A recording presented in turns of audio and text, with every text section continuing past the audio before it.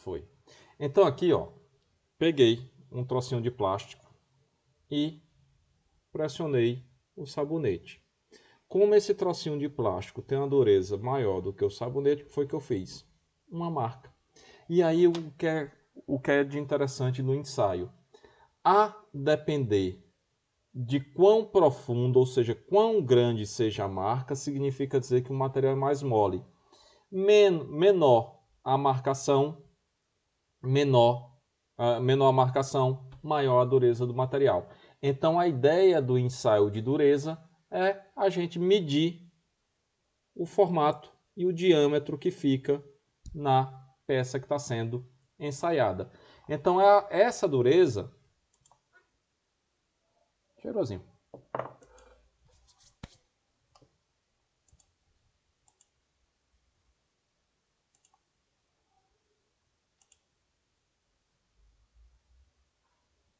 Cadê? Opa. Aqui.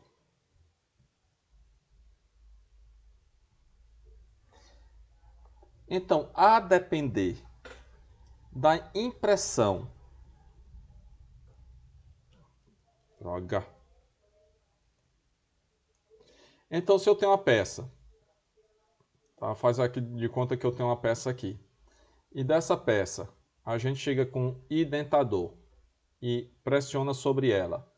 Então, a gente olhando de cima, a gente vai ver uma marca.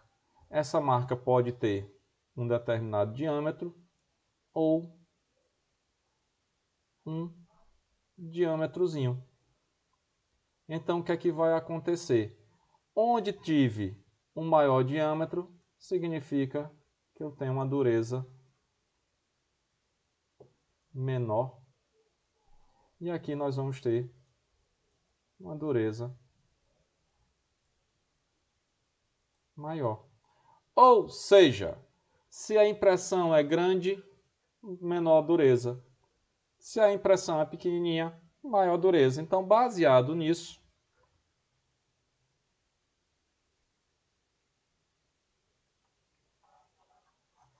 é que nós temos os ensaios de dureza. O que vai mudar de um ensaio de dureza para o outro é simplesmente a forma, o formato do... Opa, bicho burro, não era isso não que você ia... Isso aqui, vá. É a forma do identador utilizado. Então nós vamos ter Vickers, Brinell, Rockwell, tudo isso são escalas de dureza. Sabe esse... Pronto. Então aqui nós temos o identador, a superfície, quando retira, fica a marca e a partir daí a gente mede essa dureza. Medindo essa dureza, isso serve de parâmetro para uma série de estudos, bem como existe também correlação da dureza... Agora fiquei na dúvida, acho que é Brinell. Cadê? Da dureza Brinell com a resistência à tração, tá? Então a gente tem o tipo de ensaio e o tipo de indentação, tá? Então aqui vai ter um penetrador. Então você tem aqui, por exemplo, Brinell. Utiliza uma esfera de aço de 10 milímetros. Essa esfera ou é de aço ou é de carbeto tungstênio. Ou seja, um material extremamente duro. Aplicou o esforço. Aplica isso aqui com a força P. Então aplicou o esforço. Esse esforço fez uma marca na peça. Fez uma marca na peça, a gente vai na peça depois e mede o diâmetro. Então temos a carga sendo aplicada, o diâmetro do identador, 10 milímetros, e todo o cálculo que é feito. E aí a gente encontra a dureza Brinell, que é representado por HB, tá? O H de hardness, B de Brinell, hardness, dureza, tá? Vickers, a mesma coisa, só que no caso da Vickers, ao invés de utilizar esfera, a gente utiliza uma pirâmide de base quadrada. A Knup é uma pirâmide de diamante, tá? Então mede também esses valores. E a Rockwell é um cone. E esse cone pode ser feito de diamante ou de uma esfera de aço, tá? Então, a Rockwell, normalmente a gente lê a dureza diretamente numa escala.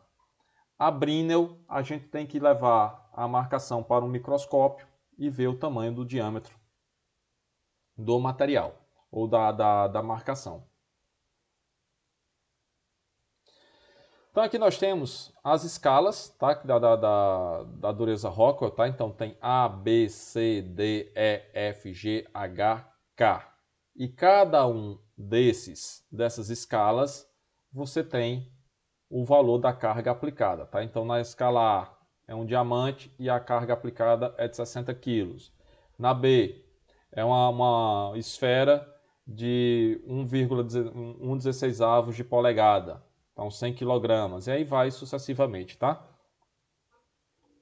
Nós podemos ter a relação entre o limite de ruptura, a tensão máxima suportada pelo material em relação à medida Brinell, tá? Então, normalmente, a tensão, o limite máximo de resistência vai ser dado por 3,45 vezes a dureza Brinell. Então, se a gente conhece a dureza de um determinado material, a gente consegue estimar o limite de resistência desse material. Tá? Isso aqui está em megapascal e aqui embaixo nós temos em PSI. E aqui nós também temos uma escala que dá para fazer correlação das várias escalas de dureza. Então nós temos aqui, deixa eu dar um zoom. Então nós temos aqui a Knupp, Brinell, Rockwell B, Rockwell C, e nós temos aqui a escala dos materiais, tá? Então, muitos plásticos estão nessa faixa aqui, que chegaria aqui no máximo a pertinho de 50, 50 na escala Brinell. Temos os bronzes e ligas de alumínio que estão nessa faixa. Aí vai subindo e aqui nós temos os nitretos, tá? Então os aços nitretados, que tem uma dureza muito elevada, tá? Então aqui as ferramentas de corte ficam aqui nessa faixa de dureza, batendo quase 1000 na escala Brinell. E aqui do lado nós temos uma escala, que é a escala de Mohs. Tá? Essa escala de Mohs, ela é muito utilizada em mineralogia, tá? Então nós temos aqui como a ideia da escala é que cada material aqui, o de dureza maior risca o de dureza menor. Então, por exemplo, o talco que está aqui embaixo, sim, talco é um mineral, tá? O talco que está aqui embaixo é riscado pela Gibson, acho que é gipsita, salvo engano, tá? Deixa eu só confirmar aqui o nome, mas acho que é gipsita. Opa, sai. Espera, vou tirar aqui. Tiro. Agora fiquei na dúvida. Mas a escala de Mohs é talco, gipsita. Agora eu vou atrás, espera. Cadê? Escala de dureza Mohs.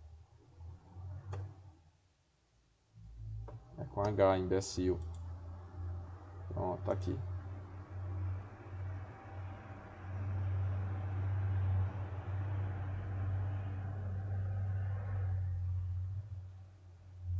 Estava certo. Talco, gipsita, calcita, fluorita, apatita, ortoclásio, quartzo, topázio, córidor e diamante.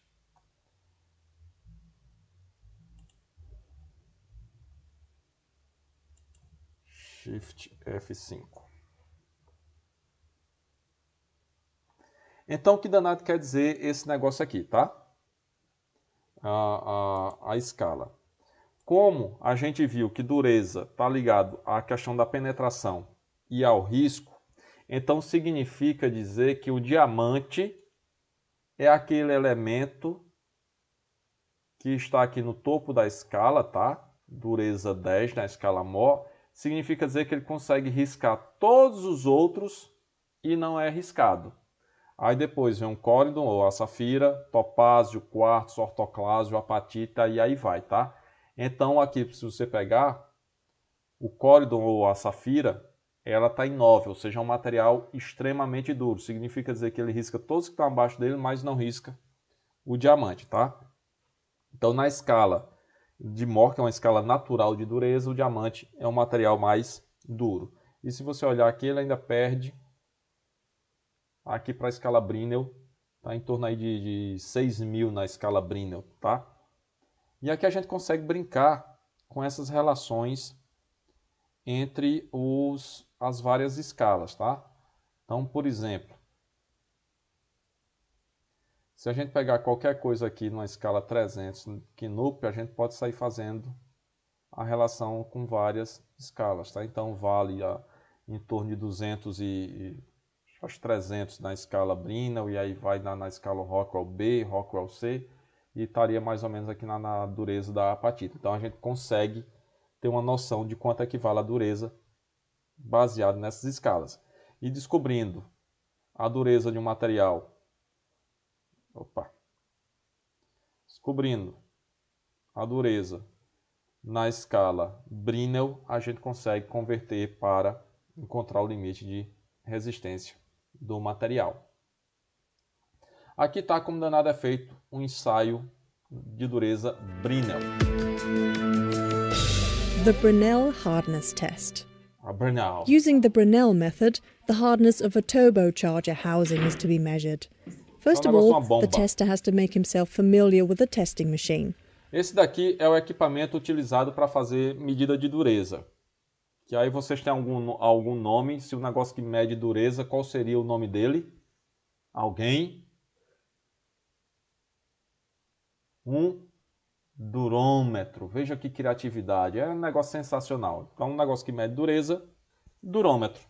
A monitor and the control panel are positioned. Esse daqui você tem uma série de funcionalidades, tá? Ele é computadorizado e ligado a ele também vai ter um microscópio. Então você consegue fazer todas as medidas, a aplicação de todas as forças necessárias, tá? Tá aqui no ensaio de dureza você primeiro aplica uma pré-carga para depois aplicar a carga.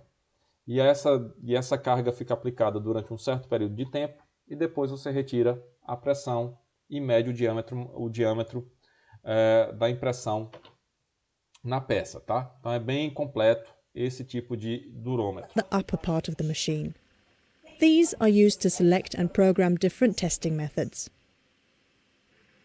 Below the control panel, a microscope lens with a digital camera and an indenter are installed. Pronto, então These two elements are connected to each other and você pode colocar aqui, trocar da posição de uma lente de um microscópio para o indentador. E aí a gente ainda pode mudar esse dentador aqui, tá? É esse negocinho aqui que vai fazer a marcação na peça.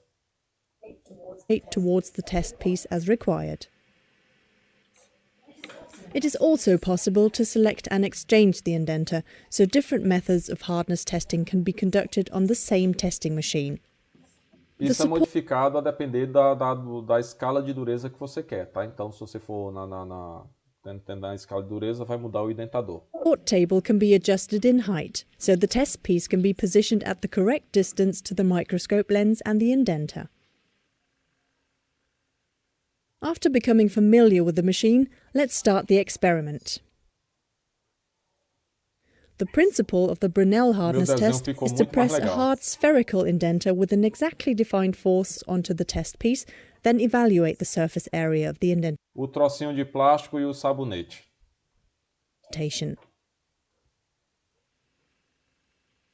The tester selects a suitable spherical indenter and inserts it into the holding device of the testing machine.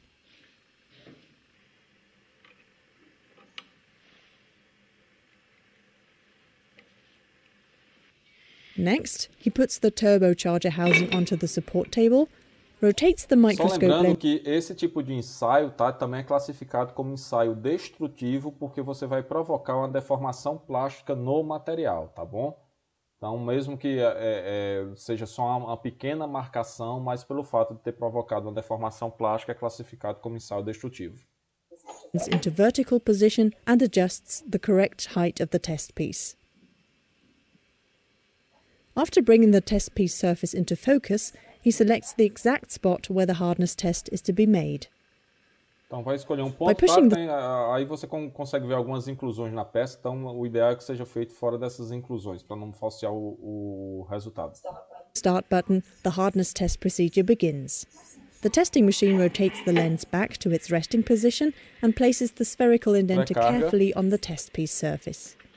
Gradually and shock-free, the test force rises to its specified value. Aumentando a carga. After maintaining the test force for a certain time, the indenter automatically lifts off again and the microscope lens pans back to its former position. The indentation can now clearly be seen on the monitor. With the control knob, the tester places 4 measuring lines on the edges of the indentation to measure its diameter. That's it. The testing machine can now calculate the Brinell hardness. The hardness value is defined as test force F in the old unit kilopond divided by the area of the indentation A in square millimeters. The result is displayed on the bottom left-hand corner of the... Então a maquininha já dá o valor, tá? Então aqui nós vamos ter 250 na escala Brinell, tá? Então nós temos o valor da dureza nessa escala Brinell. Screen and amounts to 250.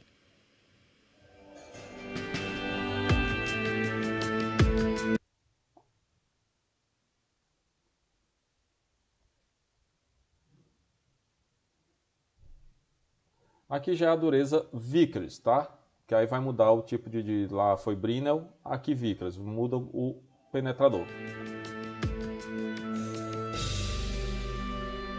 The Vickers hardness test. The hardness of a compressor wheel for a turbocharger is to be measured using the Vickers method. Veja aí que a mudança... Opa, burro. Não, volta.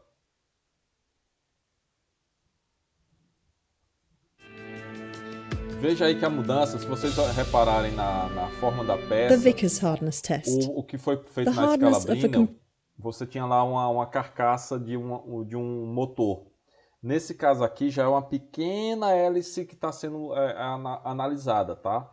Então, a depender do que você vai fazer de medida de dureza, o esforço aplicado em determinada peça, por exemplo, 100 quilos, pode ser desastroso por uma peça de espessura menor, tá? Então você tem as várias escalas de dureza dependendo da espessura e do tipo de material de que elas são feitas.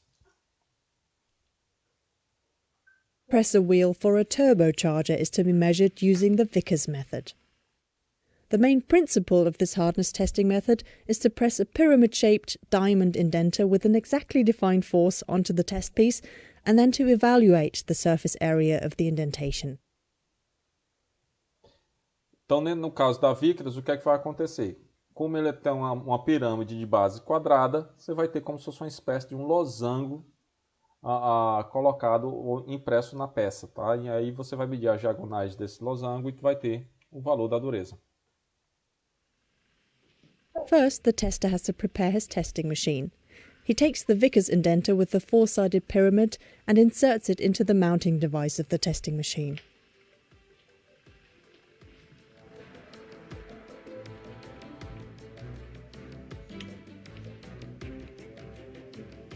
He then places the compressor wheel on the support table and rotates the microscope lens into its working position.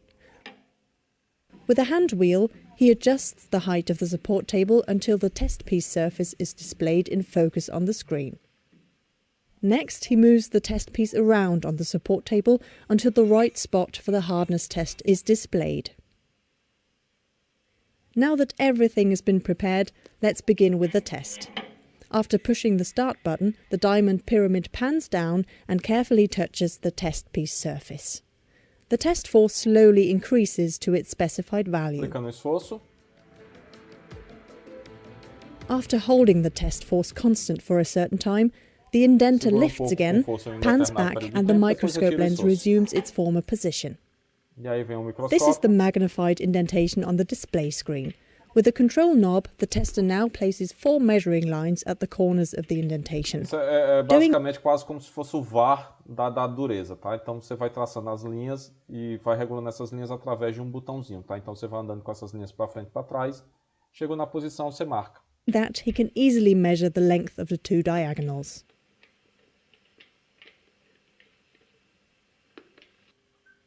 Finally, he only has to push the input key.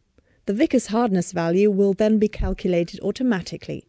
It is equal to the test force F in the old unit kilopond divided by the area of the indentation A in square millimeters. The Vickers hardness of our compressor wheel is displayed on the bottom left-hand corner of the screen and amounts to 125. Então é uma 125 na escala Vickers.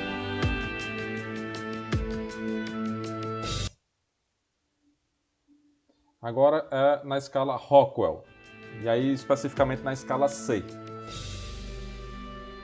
The Rockwell hardness test, scale C. In this video, we will show how the Rockwell hardness test works using a gear wheel. Voltamos de novo a ter The basic peças mais idea of this robustas. test method is to measure the permanent depth of indentation of a hard indenter under a test force. In the process variant scale C, a rounded cone made of diamond is used as an indenter. In step 1, the diamond cone is pressed onto the test piece surface with a minor force of 10 kilopons. The depth of indentation under this preliminary load is the reference point. In step 2, the test force is increased. Então, nesse caso, tem uma pré-carga que é aplicada, tá? Depois aplica a força. Essa pré-carga vai ser a referência e depois a diferença de altura vai ser medida entre uma e outra. Aí o que é que vai acontecer na escala Rockwell? Essa diferença desses dois valores aqui, de 98,1 newtons para 1.373 newtons, é que vai dizer qual é o valor. Então, na escala Rockwell, a gente consegue medir o valor diretamente em uma escala. A gente não precisaria fazer a análise da imagem da marcação. Era simplesmente você, o quanto a ponta entra na peça, a gente tem o valor da dureza. By 140 kilopons, which is acting as the major force. This means that an overall force of 150 kilopons is now acting on the indenter, and this force is held for a certain time. In step 3, the major force is removed again. While the minor force is still acting, the permanent increase in depth of indentation E is measured. This is how the Rockwell hardness is calculated. Rockwell hardness HRC is equal to 0.2 minus permanent depth of indentation E in millimeters times 500. Let's take a look at how the test is carried out in practice. The tester selects the conical diamond indenter and installs it in the testing machine.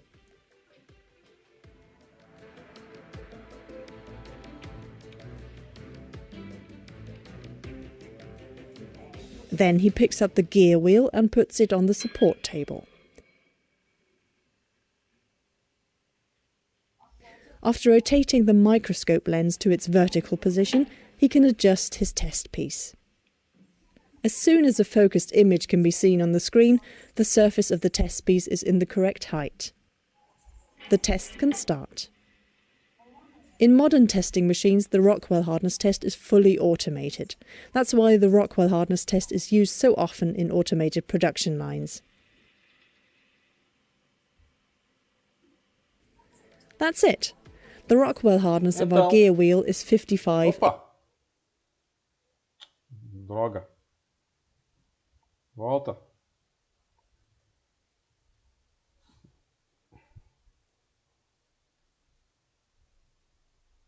Então aqui o que danado aconteceu, tá? Não precisou em nenhum momento da gente verificar a forma da impressão, tá? Então só pela quantidade que o penetrador entrou na peça, a gente tem o valor medido em dureza Rockwell e normalmente vem com a letra em seguida para dizer qual foi a escala utilizada, tá? Então a dureza Rockwell, ela é muito utilizada pelo fato da simplicidade. Então eu tenho simplicidade na hora de fazer o ensaio, que eu não preciso, por exemplo, de um aparato de microscópio para fazer a realização as medidas. Por fim, para a gente terminar, questão de ensaios destrutivos, nós temos a resistência ao impacto. E o que danado vem a ser resistência ao impacto? Por exemplo, eu estou pegando aqui o sabonete e estou jogando na parede. E o sabonete está inteiro ainda. Eita, caiu em cima do computador. Então ele amassa um pouquinho, mas não quebra.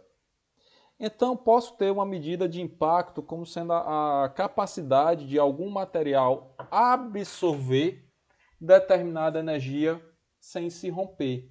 Então, para se fazer esse tipo de ensaio, ou melhor dizendo, esse tipo de ensaio, ele é relativamente bom quando a gente quer, por exemplo, estudar o comportamento de determinado material em baixas temperaturas, porque a partir dele a gente consegue identificar uma característica dos materiais que é uma temperatura de transição dúctil frágil.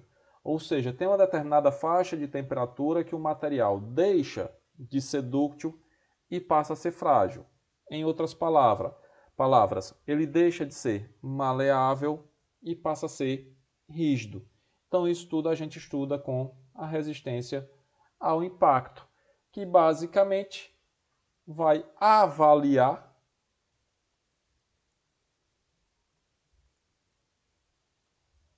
a fragilidade de um material sobre condições de alta taxa de deformação. Em outras palavras, eu dou uma porrada no material e vejo o que danado acontece com ele. Basicamente, existem dois tipos de ensaios, o Charpy e o ISOD, sendo que esse ISOD ele é muito utilizado para polímeros, tá? Normalmente para materiais metálicos se utiliza aqui o Charpy. Vocês vão ver que a diferença é quase nenhuma entre um e outro. Então esse aqui está o corpinho de prova do Charpy, tá? Basicamente é um corpo de prova retangular e onde você tem um entalhe nesse corpinho de prova. Qual é a função desse entalhe? É propagar uma trinca, tá? Então você facilita a criação de uma trinca e vê o comportamento do material. Então você já faz um entalhe e desse entalhe dá uma porrada no material. Basicamente a resistência a impacto, acho que está aqui também, é medida em joules por unidade de área ao quadrado, tá? Ou milímetro quadrado ou metro quadrado. Essa angulação aqui, esse entalhe tem 2 milímetros, tá? E forma aqui um ângulo de 45 graus, tá? Então ela é 45 graus e forma um V.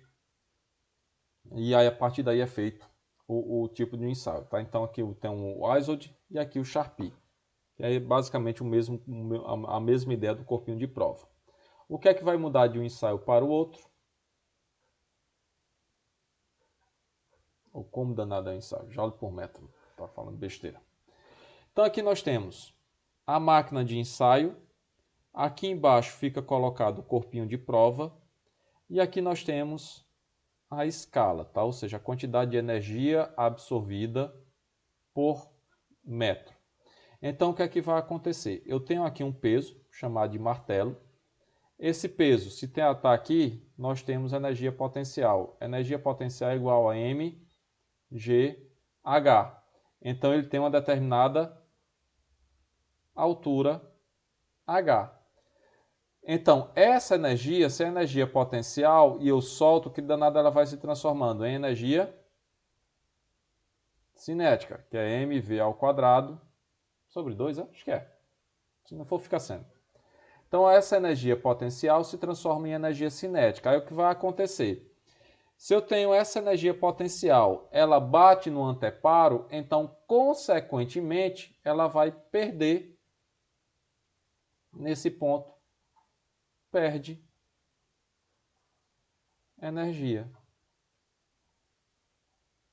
Então o que é que vai acontecer? Esse martelo que tinha uma determinada altura H nesse ponto, no final do ensaio ele vai ter uma altura H'.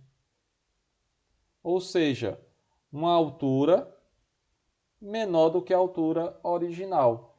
Então, se eu sei essa altura menorzinha aqui, então sei quanto foi que ele perdeu de energia.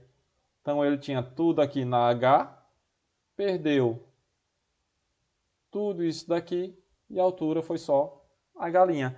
Então, baseado nisso, nessa diferença de altura, da altura inicial com a altura final do pêndulo, a gente faz a escala e aí a gente tem a energia absorvida pelo corpinho de prova que a gente está estudando.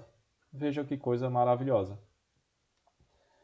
Então, a partir disso daí, a gente pode ter a medida da tenacidade, que é a capacidade de um material tem de absorver energia até a ruptura, tá? Então, quanto mais tenaz for o material, consequentemente, maior vai ser sua resistência ao impacto. Então, aqui nós temos o corpinho de prova e para fazer um ensaio do tipo ISOD, borracha. Então, o que é que a gente faz? A gente prende o corpinho de prova e coloca o entalhe. A pancada vai ser do lado do entalhe. Então, nós temos o tipo ISOD e se for o Sharpie, o entalhe, a porrada é feita no lado oposto ao entalhe. Tá? Então, isso aqui é só a diferença entre ISOD e Sharpie. A máquina é basicamente o mesmo, a máquina é a mesma, só vai mudar esse formato da realização do ensaio. Aqui nós temos o ensaio Sharpie.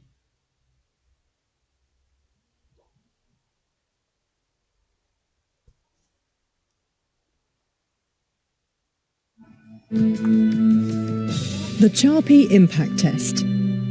The standardized Charpy impact test has been designed to measure the toughness of materials under impact loading and multi-axial stress state. A pendulum impact testing machine is used to do so. The pendulum on the machine has a heavy weight at the end. This is lifted into the starting position in step 1. Then the tester checks. Basicamente, nesse caso aqui da máquina, você levanta todo o pêndulo de uma única vez, tá? Não necessariamente os modelos são sempre esses, tá? A gente tem modelos que você levanta o pêndulo e de lá solta, tá? Mas esse modelo específico você levanta com a manivela, levanta todo o conjunto. Whether the testing machine has been adjusted accurately. In order to do this, he turns the drag indicator downwards and releases the pendulum without a test specimen. Aqui é o teste inicial, tá? Então, como você vai soltar o martelo sem corpo de prova nenhum, então ele tem que vir e parar nessa mesma posição. Tem que ser da absorção de energia zero. The drag indicator stops at position 0. This proves that the pendulum has the correct starting position and that the friction is correctly compensated. Então veja que a gente tem uma haste que leva o ponteiro, tá? Então a haste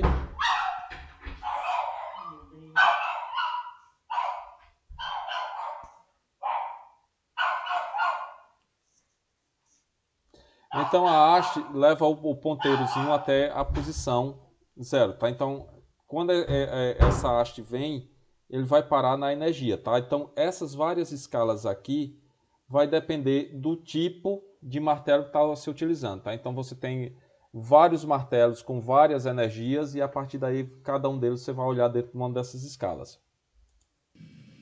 The machine is ready for the tests. First test, strain-aged plain carbon steel S235. This is our test specimen. It has been machined to standardized size and shape with the characteristic V-shaped notch.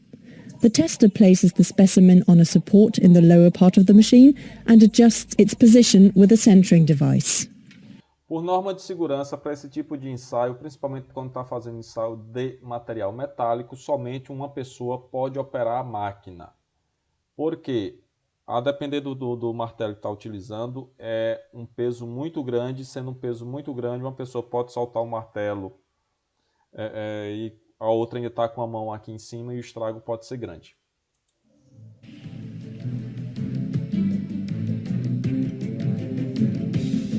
Next, he turns the drag indicator downwards again and checks that everything is prepared correctly.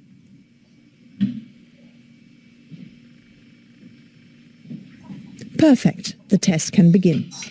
The pendulum is released, it swings downwards and hits the specimen with its rounded hammer peen. Ensaio legal, quebrou. The specimen absorbs part of the pendulum's energy, so the pendulum doesn't reach the full height on the other side. E também é um bom ensaio para você ficar enrolando, porque vai esperar ali o martelo parar um pouco para você poder segurá-lo, tá? The amount of energy that has been absorbed by the specimen can now be read off at the position of the drag indicator. It only amounts to 13 joules in this test. Pronto, então tá aqui a escala, tá? Resta só saber qual foi a escala que foi utilizada, tá? Então marcou aqui algo em torno de 150 e aqui algo em torno de 12, 14, em torno de 14 joulemetros, tá? Então teria que ver só a escala efetivamente que foi utilizada. Here is the main principle of the measurement. In its starting position, the pendulum only has potential energy. It is given by mass of the hammer m times gravitational acceleration g times starting height capital H.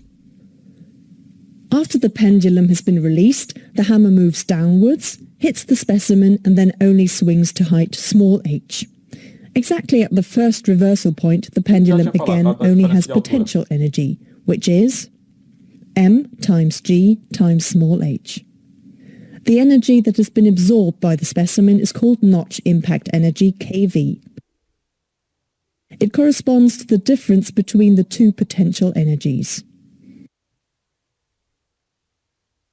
The first specimen only shows very little plastic deformation. A mostly flat, slightly glittering Então aqui teve uma pequena deformação plástica, tá? Antes da ruptura. fracture surface has been formed. This is another important indication that this kind of steel is only able to absorb small amounts of notch impact energy. It shows mainly brittle behavior due to the strain aging effect. Com esse tipo de ensaio, a gente consegue descobrir se tem um material que tem uma fratura frágil ou uma fratura dúctil. Fratura dúctil vai ter uma deformação plástica antes da ruptura e uma fratura frágil não tem deformação plástica antes da ruptura. Second test.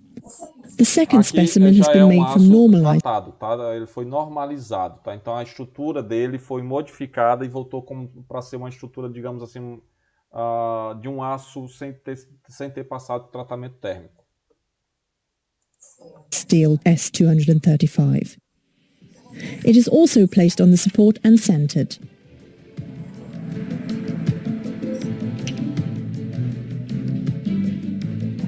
The tester turns the drag indicator to its starting position, rechecks all safety measures and releases the pendulum. This time the impact sounds much deeper and richer. An impressive energy of 182 joules has been absorbed by the specimen. Here the specimen did not break into two pieces. Instead it was pushed through the counter bearings under heavy plastic deformation. In comparison with the strain-aged steel, the normalized steel absorbs much more notch impact energy and behaves in a very tough manner. The Charpy impact test is not only carried out at room temperature. Com esse negócio aqui, Materials a gente with body-centered cube. A questão daquilo que tinha falado, tá? Da mudança de comportamento do material em termos da resistência ao impacto, tá? Então, materiais com temperatura mais baixa vão ter um comportamento frágil e materiais com temperatura mais alta um comportamento dúctil. Crystal Aqui structure, um material que é célula cúbica de corpo centrado. such as plain carbon steels, show a characteristic S-shaped curve of the impact energy versus temperature. Então, tem esse comportamento aqui, tá? Os materiais de célula cúbica de corpo centrado têm esse comportamento, ou seja, temperaturas muito baixas, muito frágil, quando a temperatura aumenta, tem um comportamento dúctil. Called upper shelf region, the material absorbs a lot of energy and behaves in a tough manner. At low temperatures, in the lower shelf region, only a small amount of impact energy is absorbed and brittle fractures occur. Metallic materials with a face-centered cubic crystal structure, on the other hand, do not experience a ductile to brittle transition.